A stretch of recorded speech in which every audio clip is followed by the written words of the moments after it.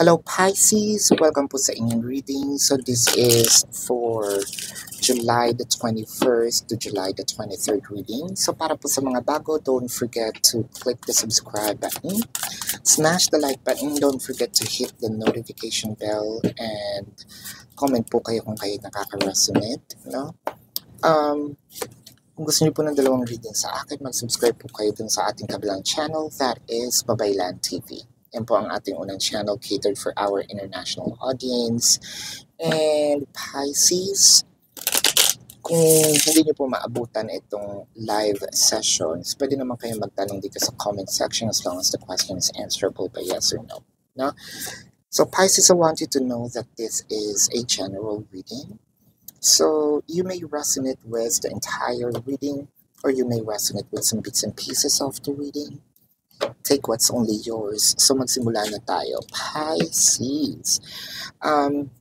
Madami tayong iniisip ngayon, no? Actually, our rational mind is active. I think it's more active than our emotions as of the moment. So there might be some thug of war, no? Na naglalaro sa isip natin. Should I continue? Should I do this? Should I stop? Should I pause? I feel like bukod kasi sa sarili natin, iniisip din natin yung either masasabi ng ibang tao or sasabihin ni person, no? So, still nandito pa rin yung compassionate and selfless, no, na love. Kasi kung ikaw lang, mas pipiliin mo yung pang sarili. Pero hindi naman ganun si Pisces. So, may mga taong kinukonsider tayo, no? There might be time na siguro na sa sobrang kakaisip natin sa ibang tao or sa person natin, no? Nakalimutan na natin yung sarili natin. That's how actually Pisces love, no? When they give their all, their 100%, they're giving 101%, no? Wala nang natitira. Up until parang hanggang sa dulo, no? Parang itataya mo yung huling patak ng love, no? Up until siguro papagod, mamanhid, no? With the Ten of Pentacles, the Five of Swords, the Four of Pentacles, the Eight of Cups, and the Moon card. So, Pisces, madami mang tumatakbo, no, sa isip natin ngayon. I think we are coming up in a resolution of, paano ba natin sasabihin to? Enough is enough. And that's actually rare, no? For a Pisces to actually say it's enough. How enough is enough? Ano nga ba yung sukdulan ng pagiging enough? I think that Pisces already reached, no, that peak. Because you have given everything here with the Ten of Pentacles. You know, that's actually the highest form of the abundance.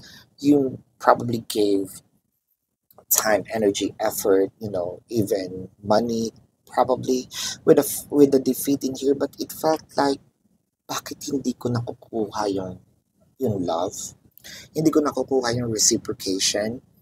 And for you with the Five of Swords in here, parang I feel defeated, no? I don't usually get this, you know, from other people na meron akong karelasyon, no? Kasi, you know, people do usually reciprocate with my generosity, with my loving heart. Pero it felt like walang epekto, no, dun sa person natin. With the Eight of Cups, you know, it kind of made me realize that even though that you love the person, you might probably be thinking of parang I need to walk away, or I need to pause the connection. I need to, again, you're still confused. This is just in your head. Probably you're not yet, no, taking action. Kasi more of prior si Pisces gumawa ng action, nangyayari na yan sa isip niya, di ba? So, just by the thought of it, medyo parang sabi mo, masakit eh. So, all of this, bago kasi nangyayari sa 3D world, nasa isip na ni Pisces yan eh. Ganun yun. No one can really swim, no? Dun sa depth ni Pisces talaga. With the Eight of Pentacles and the Two of Swords. So, I feel like you're still going to give this a good fight, no? You're gonna give as many chances as you can, no? Siguro ito nga yung sinasabi natin na until mamanhid tayo, no? With the Four of Pentacles, kasi parang there's no reciprocation. It's either you're taking your power back, no? Or either you are still getting set aside, no? Yung parang binabaliwala tayo. With the Prince of Wands and the Death card,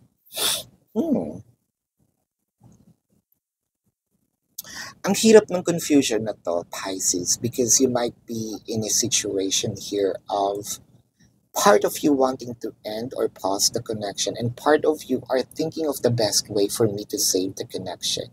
No? Hanggang kailan natin lalanguyin itong lalim ng ating kalaliman, no? Ang lalim ng ating pag-iisip, ang sukdulan din, no, ng ating kakayahan. When it comes to love, meron tayong gustong patunayan sa ibang tao at meron tayong gustong patunayan sa sarili natin. With the Three of Cups, the Queen of Wands, the Nine of Wands, the Seven of Swords, and the Six of Swords. Seven of Swords is clarified by the Magician and the Ace of Cups. For a few numbers of you Pisces, are you dealing with two people right now or wanted to check other continent, to swim?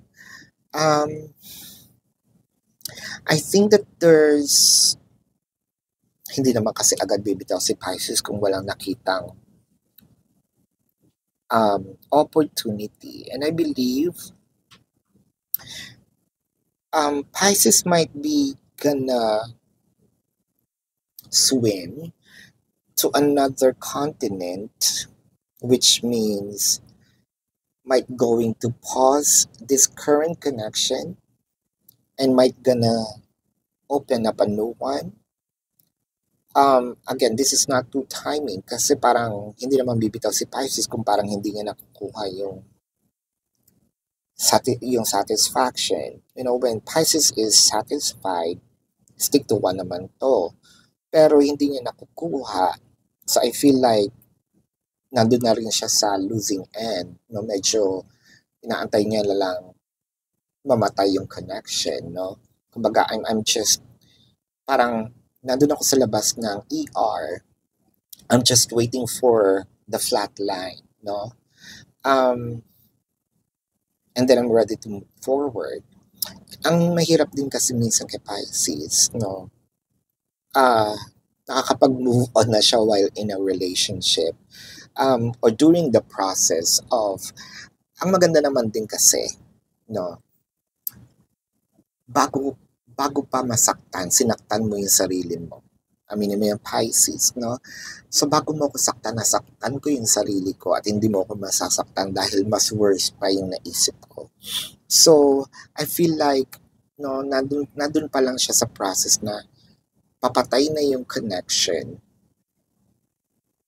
Parang advance yung isip ni Pisces dito na, actually, I'm already moving forward. With the Three of Cups, you're just waiting also for the other person to, ano tawag dito, mag-move, initiate ng action, no? So nagpipigil pa tayo, of course, no? Kasi meron tayong tinatawag na delikadesa or social, ang tawag ba dyan? Etiquette, no?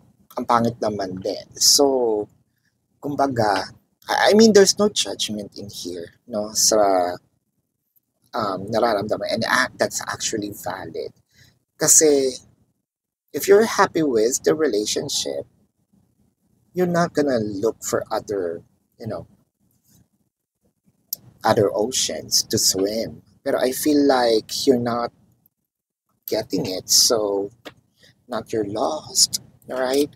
So let's check here the feelings of yours or your person. I'm tired of running, of course, and I wish we could be together forever. I feel like this is all yours, Pisces. If you can actually save the connection, why not? Right? Because katulad ng sinabi ko, ang hirap kasing magsisimula na naman tayo, no? Like, we will going to swim on the other side of the ocean, of the continent, and then we will start with, anong favorite color mo? Anong favorite movie mo, no? Nakakasawa. If you can save the relationship, or if your person is willing to save the relationships, then why not? Unless the person can change. Pero I think that this is the new Pisces, the evolved Pisces, who's willing to take the risk. No, I think that this is the evolution of Pisces, and we are on the new dawn of the traditional Pisces that people know. No, so this is your reading, Pisces. Let's check the zodiac sign of your person. Now, this could be their sun sign or a placement in their chart. Now, baka kapwa Pisces ito, no? Either Leo, Aries. I'm also seeing Scorpio, uh, Sagittarius, Taurus, Cancer, Virgo,